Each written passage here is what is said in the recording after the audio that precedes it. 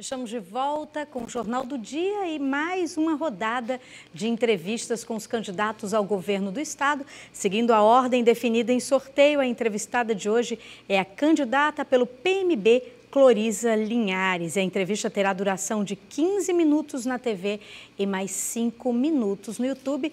O tempo começa a contar a partir de agora. Boa tarde, candidata. Prazer tê-la aqui conosco no Jornal do Dia. E eu quero começar perguntando à senhora sobre o seu plano de governo.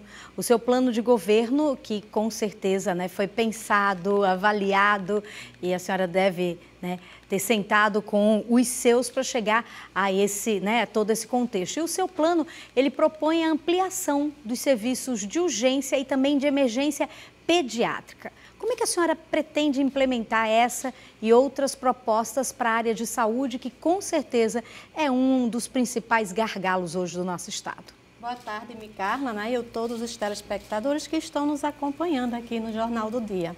Olha, tudo vai começar pelo pilar que é o desenvolvimento econômico sustentável do Rio Grande do Norte. Inicialmente iremos fazer uma auditoria nas contas públicas para fechar os ralos, principalmente dinheiros que hoje a gente não consegue ter acesso, gastos, na verdade, pelo portal Transparência, que realmente não funciona como deveria. Mas, em cima do desenvolvimento econômico sustentável, a gente vai estar criando políticas, principalmente preventivas. Então, em todos os segmentos, a gente vai ter um trabalho de políticas preventivas que começa da periferia, certo? Com parceria com os municípios, governo estadual e governo federal. Então, a gente não vai fazer um trabalho focado, a gente vai ser um trabalho interligado com todos os segmentos. Recursos tem. Como desenvolver? Tem. Na área de saúde pública hoje não se trabalha com sistema de gestão. Então existe o gasto de medicação que vai ao lixo por falta de um controle. Muitas vezes quem está à frente gerenciando um hospital, um regional, não é uma pessoa com qualificação técnica de gestor. Um médico pode ser um bom gestor, mas nem sempre está. E muitas vezes é ocupado por cargos políticos, que prejudica que aquele andamento da saúde pública realmente seja eficaz. Então, a gente vai estar chegando junto com o governo municipal, que já participa, o governo estadual na ZUPA, no seu orçamento, 25% de funcionamento na ZUPA vem do orçamento municipal, 25% do estado e 50% federal. Então, a gente vai estar participando e fiscalizando dentro de uma política que a gente vai ter uma fiscalização, que a gente vai ter uma gestão de resultados, vai criar índices para que a população seja o fiscal do governo do estado no que diz respeito aos resultados. Então, a gente vai ter que, sim, chegar em saúde pública para poder diminuir a violência, de forma preventiva a saúde pública, para também diminuir violência e diminuir um gasto mais elevado para tratar as doenças crônicas. Se a gente começar na base, a gente consegue diminuir esses custos. Candidata Cloriza Linhares, e a questão da educação, que também é um outro gargalo em todo o Brasil.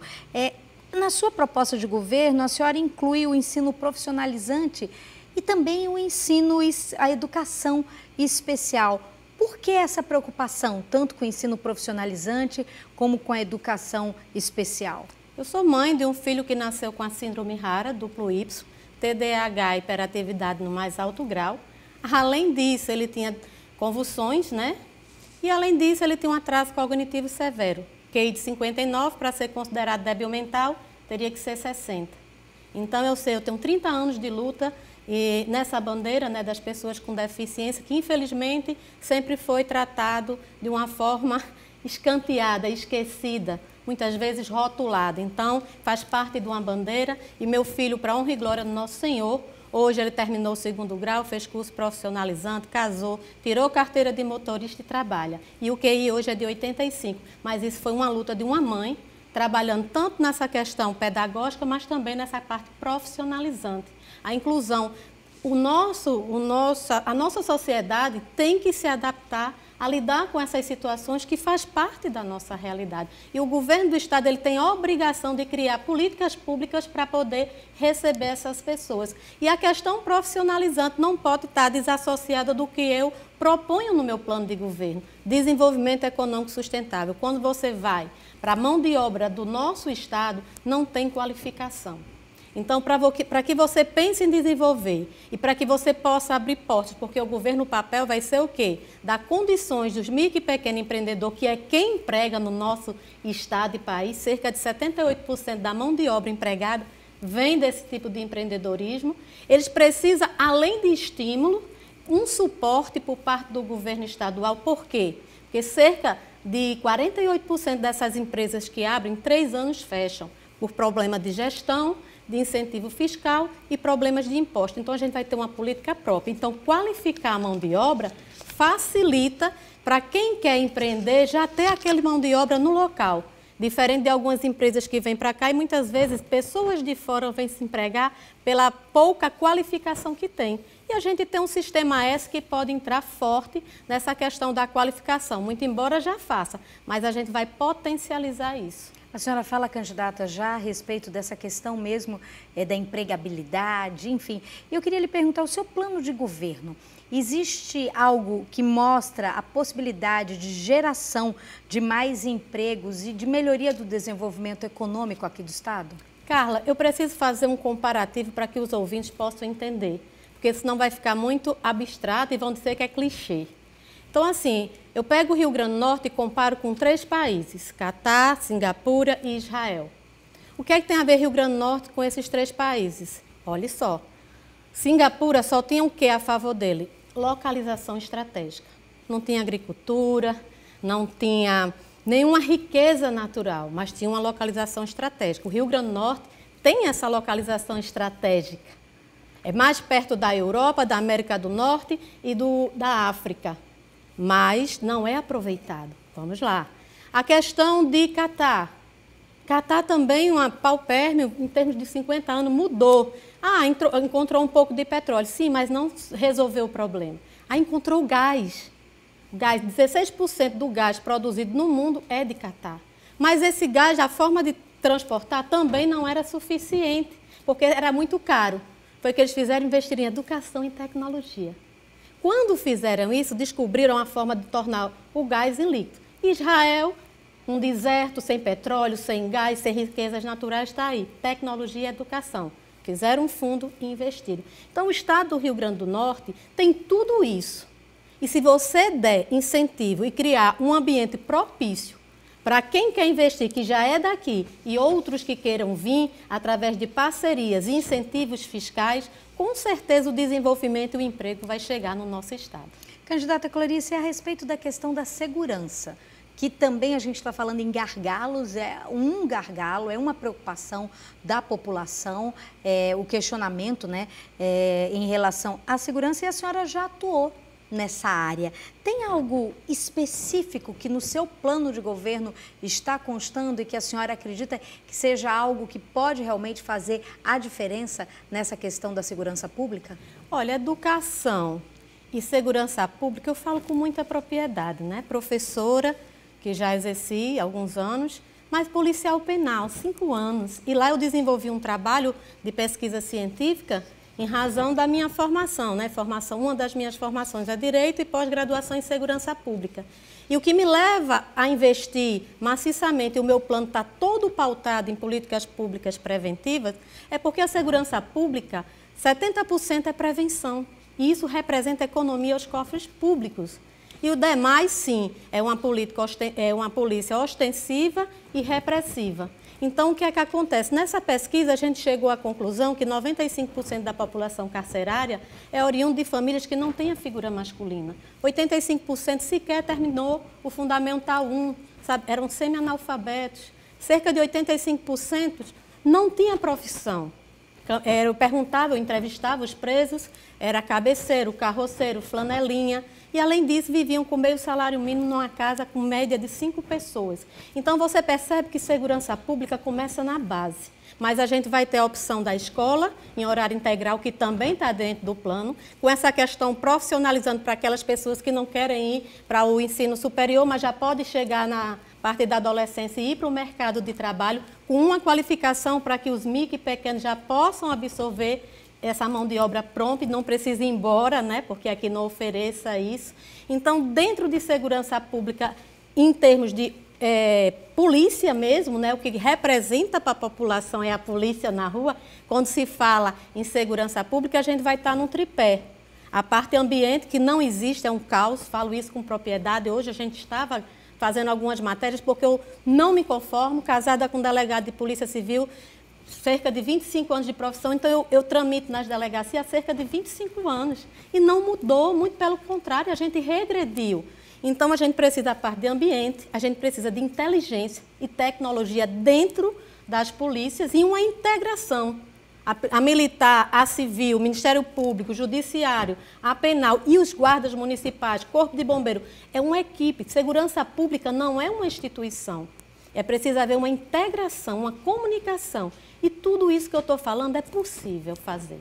Candidata Clorice, a senhora é uma das 3 mulheres candidatas ao governo do estado do Rio Grande do Norte. E a gente tem visto aí números alarmantes em relação ao feminicídio no Rio Grande do Norte, em relação à violência contra a mulher, importunação sexual, abuso sexual, assédio sexual.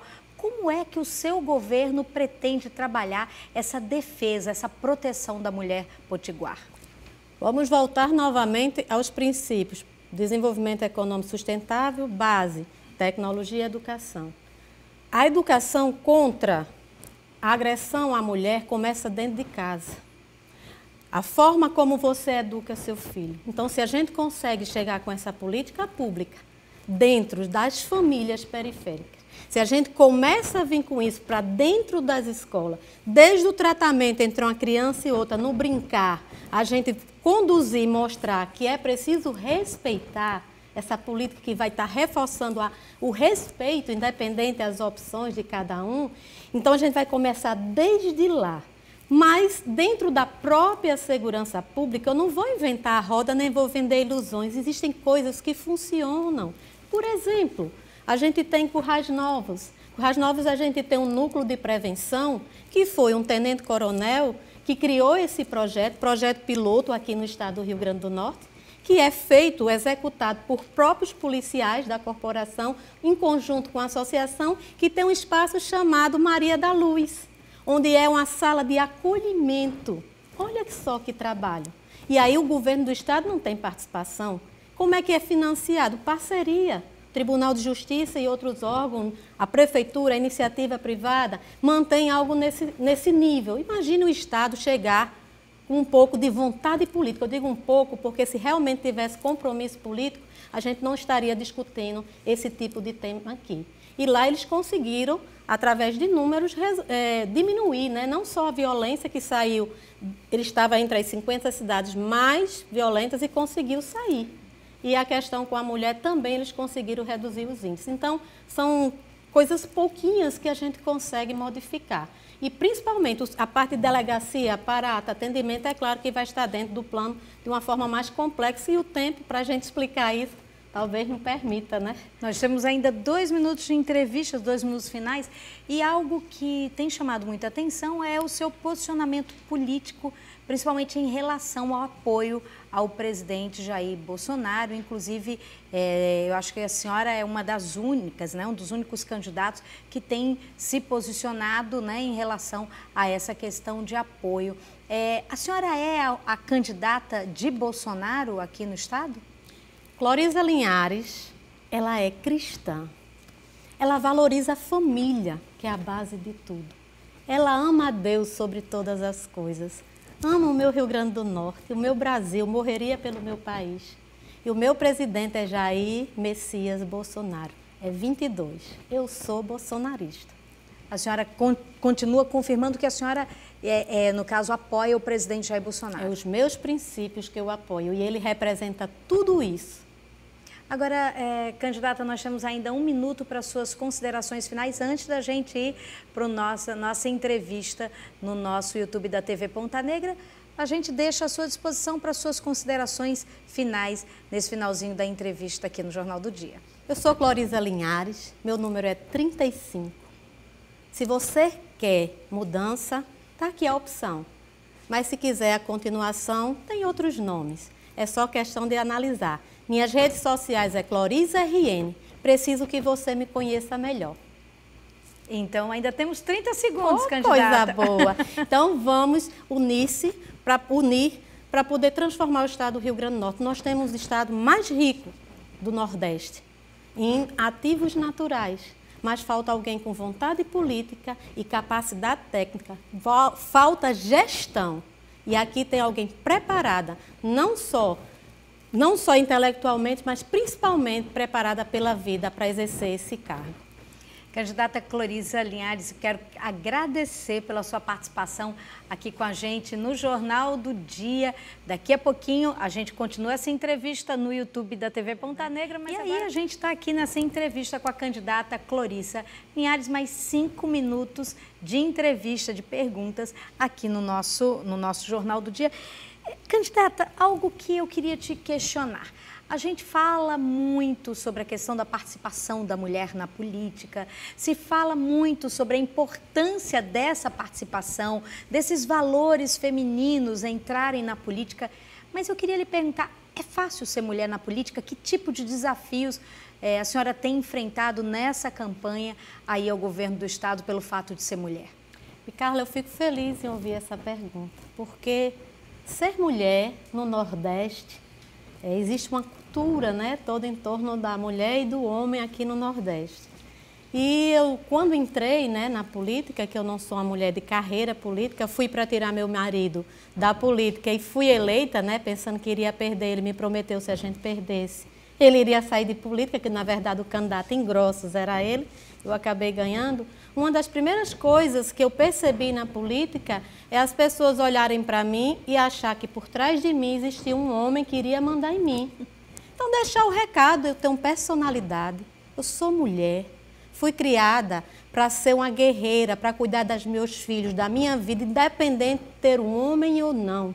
Ele é o meu companheiro, é o meu amante, é o meu amor, mas não é o meu dono. E ele não tem um controle de dizer o que eu vou fazer ou deixar de fazer. Então, isso tem sido recorrente dentro da minha vida política. Então, o fato de você chegar e dizer assim, ainda mais dessa forma, eu não sou uma pessoa que tem uma condição agressiva, não, é a minha característica. E aí, pelo fato de eu ter essa postura, eu tenho sido muito agredida, eu me sinto agredida, invadida, quando alguém quer insinuar que eu tenho um homem que vai mandar em mim. Olha, eu passei minha vida da faculdade em Direito, por exemplo. Meu marido é delegado. Eu passei 5 anos na faculdade de Direito, eu nunca fui chamada a mulher do delegado, não. Eu tinha nome, eu tinha identidade.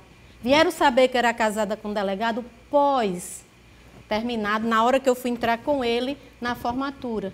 Então, isso é muito importante, que as pessoas entendam que uma mulher, ela tem personalidade. Ela tem o direito de escolha e tem o direito de dizer o que ela quer ou quer deixar de fazer. E o homem é o companheiro, mas ele não é o dono e nem tem autonomia nem autoridade para dizer o que eu vou fazer ou deixar de fazer. Deixar isso bem claro. E quando a gente chega só, minha equipe é muito feminina, às vezes chega a equipe toda feminina, inclusive a motorista, né? Às vezes o grupo todo feminino, quando a gente chega, passar por algum assédio, alguma insinuação, que isso também é muito desrespeitoso, né? O fato de você mulher, a imagem da sexualidade, não tem nada a ver, não é verdade? Candidata Clorisa, a senhora, além, né, a gente está falando sobre algumas questões que acabam, querendo ou não, levando as mulheres a sofrerem, né, esse tipo, eu diria até de abuso mesmo, né, em relação à política, isso tudo que a senhora abordou. Agora, tem um outro ponto na senhora, que é a questão da sua religião. A senhora se diz cristã, evangélica. Já sofreu nessa campanha algum tipo de preconceito? Já sofreu algo pelo fato de ser cristã evangélica? Olha, no primeiro debate eu concluí, né, o meu debate, a minha fala foi pedindo licença e fiz um Pai Nosso. Eu fiz um Pai Nosso e posterior, através das redes sociais, recebemos algumas críticas, inclusive uma pessoa, né, ligada à imprensa, não daqui, de outras regiões, teria dito que seria o primeiro meme. E eu costumo dizer que eu sirvo a um Deus. A minha vida e a vida que eu tenho hoje, a vida da minha família que já teve destroçada e hoje está reestruturada, passa pelo meu Pai, pelo meu Deus. Naquele momento, para mim, era o mais importante agradecer a Ele a oportunidade de estar participando, porque se eu estou aqui hoje é pela permissão dele. Eu não vou negar minha fé, eu não vou negar o meu Cristo por questões nenhuma, porque para mim aqui é uma passagem, a minha vida é eterna. E na política a gente sofre isso, porque eles estão acostumados há 30 anos uma politicagem e agora que chega uma pessoa diferente, com princípios e que defende aquilo que acredita, mas também na responsabilidade de saber que o Estado é laico e como governador o papel é garantir o respeito para todos os credos, para todas as ideologias e não permitir que a violência ocorra. Candidata Cloriza Linhares, a gente ainda tem 40 segundos de entrevista e eu queria deixar esses últimos segundos, aí 30 segundos que faltam, para mais uma vez deixar as câmeras da TV Ponta Negra à sua disposição para as últimas considerações. Mais uma vez eu queria fazer um convite. Muitas pessoas alegam assim, eu quero a mudança, é tudo igual. Então é necessário que vocês primeiro conheçam o candidato. Segundo, faça o seu papel, vá lá e vote. E se não acredita em ninguém, faça como Cloriza, coloque seu nome à disposição. Mas é preciso fazer alguma coisa, ser agente da mudança. E para quem quer mudança é 35, Cloriza Linhares. Quer conhecer mais? Cloriza RN.